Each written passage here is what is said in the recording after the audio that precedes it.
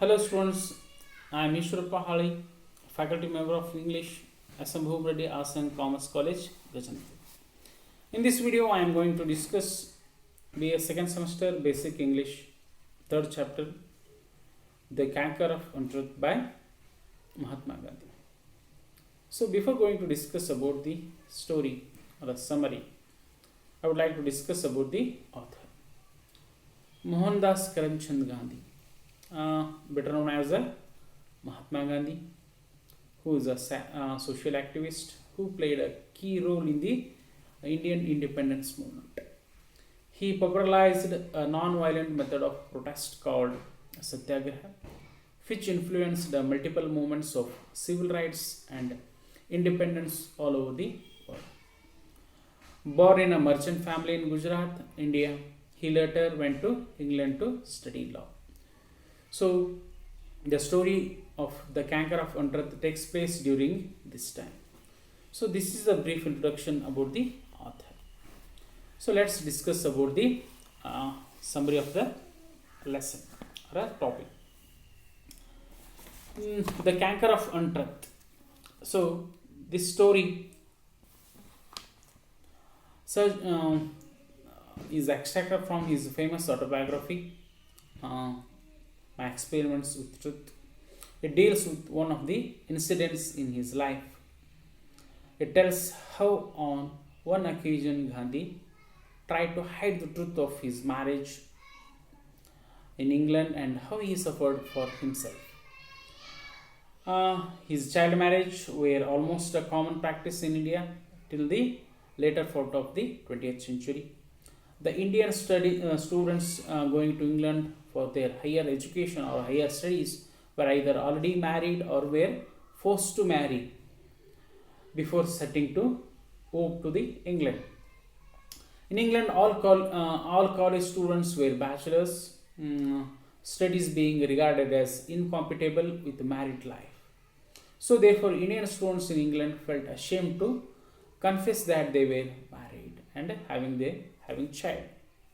So if they would say that they were married, it would be impossible for them to flirt with the younger girls of the family with whom they were living. So it would be impossible. The flirting was more or less innocent. Parents even encouraged it, and this sort of association between young man and woman may even be necessity there. So many Indian students succumb to the temptation in indulging such relations. Choosing a life of untruth, Gandhi viewed it as undesirable, but he too caught on the contagion. So he did not hesitate to pass himself off as a bachelor, though he was already married and had a son. But he was he was none of the happier being a dissembler. His reserve and his habit of reticence saved him from going into deeper water. It was customary in the English families taking out their guests for evening walk, accompanying with the young ladies of those families.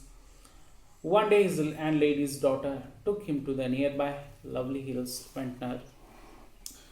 Though Gandhi was not a slow walker, but his companion walked even faster, dragging him after her all the way.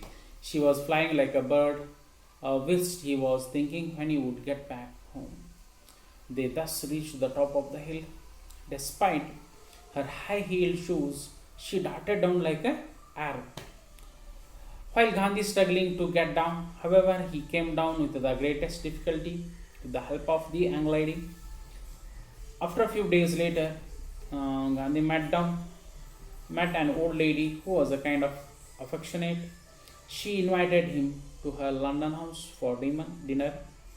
The old lady enthusiastically introduced Gandhi to marry more ladies while he visited her house on Sundays. This acquaintance with the ladies helped him to come out from the bashfulness.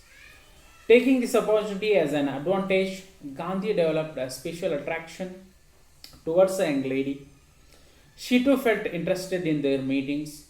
Later, Gandhi felt guilty for not revealing the secret of his marriage. So he decided to declare the truth and wrote a letter confessing her that he was married and had a son. So he thanked her for her concern and affection. The old lady was very happy on receipt of his letter. She liked his sincerity and honesty and invited him to her home further. In this way, Gandhi purged himself of the canker of untruth. So Gandhi was a real human being. His life was a continuous learning. It is an open book. He never tried to hide anything for a long time. So it shows his sincerities or honesty and love of a truth. So this is a brief summary of the essay, The Canker of Untruth. So thank you for watching.